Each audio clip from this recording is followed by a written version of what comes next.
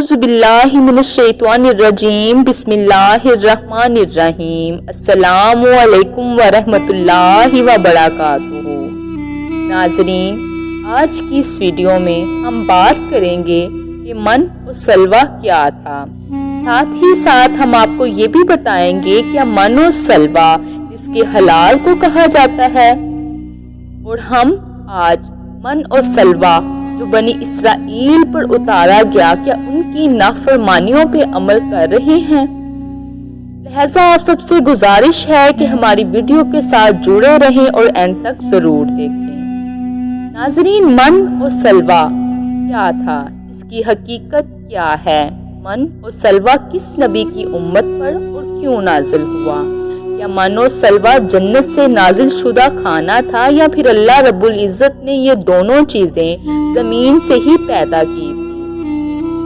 من و سلوہ میں کس جانور کا گوشت کھانے کے لیے ملتا تھا؟ ناظرین، یہی ہماری آج کی ویڈیو کا موضوع ہوگا، اور آج ہم آپ کو یہ بھی بتائیں گے کہ بنی اسرائیل کی قوم 40 سال تک ایک ہی میدان میں کیوں بھٹکتی رہی، اور اللہ رب العزت نے بنی اسرائیل کی قوم پر کن کن انعامات کی برسات کی۔ ناظرین، اس کے باوجود وہ کیوں اتنے بھٹک گئے اور اللہ رب العزت کی نافرمانیوں میں کیوں پڑ گئے؟ بنی اسرائیل ایک ایسی قوم گزری ہے کہ جس پر اللہ رب العزت نے بے شمار انبیاء کرام بھیجے، مگر یہ قوم راہ راست پر نہیں آئی اور اللہ رب العزت کی نافرمانیوں میں مشغول رہی۔ ناظرین، اللہ تعالیٰ بنی اسرائیل پر بے شمار انعامات کی برسات کے بارے میں قرآن مجید فرقان الحمید کی سورہ بقرہ آیت نمبر 57 میں فرماتے ہیں، اور ہم نے تم پر بادل کا سایہ کیا اور تم پر من و سلوہ اتارا، اور کہہ دیا کہ ہماری دی ہوئی پاکیزہ چیز کھاؤ، اور انہوں نے ہم پر ظلم نہیں کیا، البتہ وہ خود اپنی جانوں پر ظلم کرتے تھے۔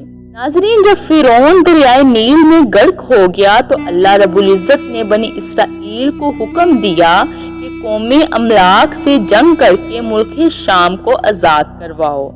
چونکہ یہ قوم نہایت ظالم اور جنگ کی ماہر تھی، اس کے باوجود ان 6 لاکھ بنی اسرائیلیوں نے جنگ سے انکار کر دیا، اور اس نافرمانی کی سزا یہ ملی کہ وہ 40 سال تک 27 میل کے رقبے پر مشتمل ایک میدان میں بھٹکتے رہے۔ وہ لوگ سامان اٹھا کر سارا دن چلنے کے بعد رات کو ایک جگہ پر پہنچ جاتے، اور جب صبح ہوتی تو وہ وہیں موجود ہوتے۔ اس جگہ کو میدان تیہ یعنی بھٹکنے پھرنے کی جگہ کہا جاتا ہے۔ اللہ کے پیغمبر حضرت موسیٰ علیہ السلام بھی اسی میدان میں تشریف فرما تھے۔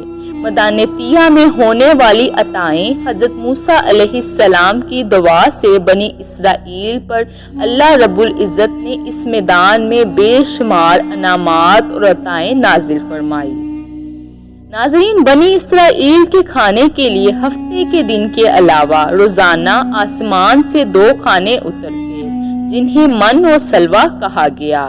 کے بارے میں مفسرین کے مختلف اقوال ہیں۔ من کے بارے میں صحیح قول یہ ہے کہ یہ جبین کی طرح ایک میٹھی چیز تھی، جو روزانہ صبح صادق سے طلوع آفتاب تک ہر شخص کے لیے 1 سا یعنی تقریباً 4 کلو کی تعداد میں اترتی تھی، اور لوگ اس کو چادروں میں لے کر دن بھر کھاتے رہتے۔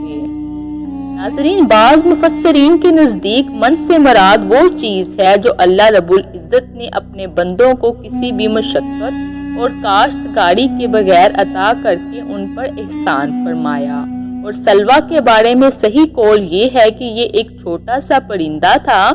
اس کے بارے میں ایک قول یہ بھی تھا کہ یہ پرندہ بنا ہوا بنی اسرائیل کے پاس آتا تھا، اور ایک قول یہ بھی ہے کہ جنوبی ہوا اسے پرندے کو لاتی اور بنی اسرائیل اس کا شکار کر کے کھاتے تھے۔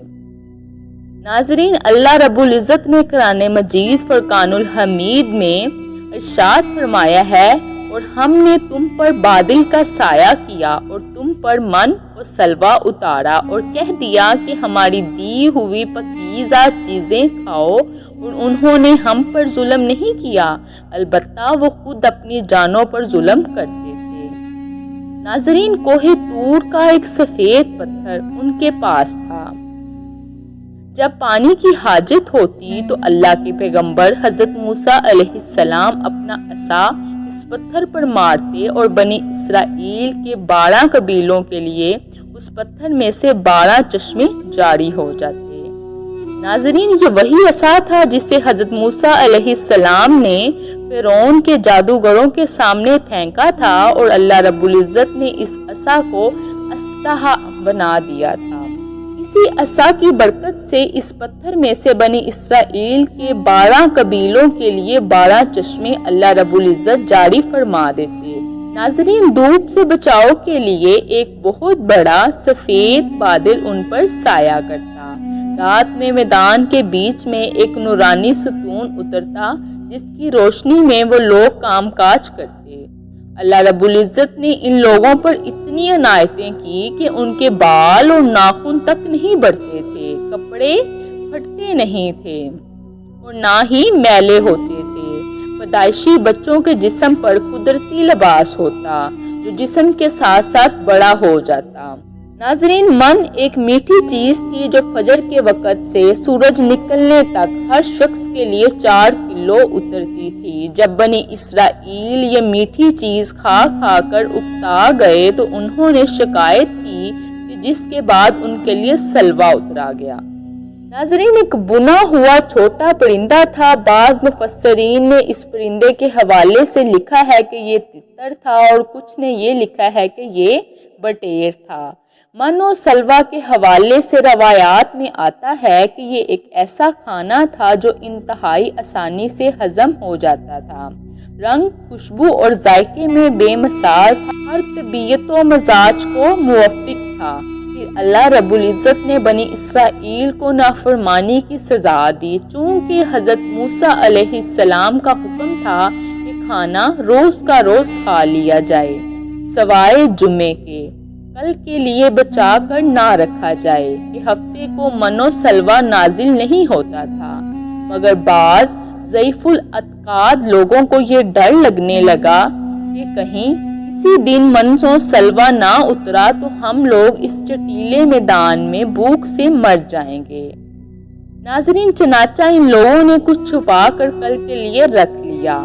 بنی اسرائیل کے انہی لوگوں کے بارے میں نبی کریم صلی اللہ علیہ وآلہ وسلم نے بڑی تفصیل سے بیان فرمایا ہے کہ اللہ کے پیغمبر حضرت موسیٰ علیہ السلام کی قوم کی اس نافرمانی سے ایسی نحوست پھیلی کہ جو کچھ لوگوں نے کل کے لیے جمع کیا تھا وہ سب سڑ گیا اور آئندہ کے لیے اس کا اترنا بھی بند ہو گیا۔ حضور نبی رحمت صلی اللہ علیہ وآلہ وسلم نے ارشاد فرمایا کہ اسی لیے بنی اسرائیل اگر نہ ہوتے تو نہ کھانا کبھی خراب ہوتا اور نہ گوشت سڑتا۔ کھانا خراب ہونا اور گوشت کا سڑ جانا اسی طریق سے شروع ہوا اور نہ اس سے پہلے کبھی کھانا خراب ہوتا تھا اور نہ گوشت سڑتا تھا۔ ناظرین، ان تمام عطاؤں اور انعامات کا ذکر اللہ رب العزت نے قرآن مجید فرقان الحمید میں بڑی تفصیل کے ساتھ بیان فرمایا ہے اور فرمایا کہ جب تم نے موسیٰ سے کہا کہ اے موسیٰ، ہم سے ایک ہی قسم کے کھانے پر ہرگز صبر نہ ہو سکے گا، اس لیے اپنے رب سے دعا کیجئے کہ وہ ہمیں زمین کی پیداوار، ساگ، ککڑی، گیہوں، مسور اور پیاز دے۔ آپ نے فرمایا کہ بہتر چیز کے بدلے ادنی چیز کیوں طلب کرتے ہو؟ اچھا، شہر میں جاؤ، وہاں تمہاری چاہت کی یہ سب چیزیں ملیں گی۔ ان پر ذلت اور مسکینی ڈال دی گئی اور اللہ کا غضب لے کر وہ لوٹے، اس لیے کہ وہ اللہ تعالیٰ کی آیتوں کے ساتھ کفر کرتے تھے اور نبیوں کو ناحق قتل کرتے تھے۔ یہ سب ان کی نافرمانیوں کا نتیجہ ہے کہ اللہ تعالیٰ نے انہیں قیامت تک رسوا کر دیا۔ ناظرین، مجھے من و سلوہ کے بارے میں پڑھتے ہوئے احساس ہوا کہ بنی اسرائیل کے من و سلوہ اور ہمارے رزق حلال میں بہت مماثلت ہے۔ وہ پکیزہ سادہ کھانا تھا، یہ پکیزہ سادہ رزق ہے۔ دونوں کا حصول بے حد آسان ہے، مگر بنی اسرائیل کے لیے من و سلوہ پر انحصار کرنا اور ہمارے لیے رزق حلال پر جینا مشکل ہے۔ وہ بنی اسرائیل کی سوچ تھی، یہ ہماری سوچ ہے۔ وہ من اور سلوہ سے ناخوش تھے اور اس کا مذاق اڑاتے تھے، ناشکری کرتے تھے، اور ہم کو اس کے حلال پسند نہیں ہے اور ہم اس پر اعتراض کرتے ہیں۔ انہیں زمین سے اگنے والے انواع و اقسام کا رزق چاہیے تھا اور ہمیں شارٹ کٹ سے کم وقت میں بہت زیادہ پیسہ چاہیے۔ ناظرین، بنی اسرائیل کی قوم کہتی تھی کہ موسیٰ کا رب کنجوس ہے جس کے پاس ان کے لیے من و سلوہ کے علاوہ اور کچھ نہیں ہے، اور ہم آج یہ سمجھتے ہیں کہ ہمارا خدا ہمیں رزق حلال کے علاوہ کچھ نہ دے کر تنگ کر رہا ہے۔ بنی اسرائیل اپنی اسی سوچ اور ناشکری کی وجہ سے مغضوب ہوئی، اور یقیناً ہم مغضوب ہونا نہیں چاہتے۔ بنی اسرائیل کے ساتھ من و سلوہ کے معاملے میں نظر آنے والی یہ مماثلت افسوسناک، شرمناک اور ہولناک ہے۔ اس فیصلے نے ہم سب کو اپنی اپنی جگہ پر سوچنا چاہیے، اور آخر میں بس یہی بات ہے کہ من و سلوہ کوئی اسلامی کہانی نہیں ہے، اور نہ ہی یہ کوئی اسلامک سکولر فکشن ہے۔ ایک ایشو کے بارے میں میری ذاتی رائے ہے جو بالکل غلط بھی ہو سکتی ہے۔ میرا علم ناقص ہے، میری عقل محدود، اور مجھے ان دونوں پر کوئی گمن نہیں، مگر میری نیت میں کوئی خرابی نہیں، اور میں اس کے لیے اللہ تعالیٰ کی شکر گزار ہوں۔ ناظرین، یہی آج کی ہماری ویڈیو تھی۔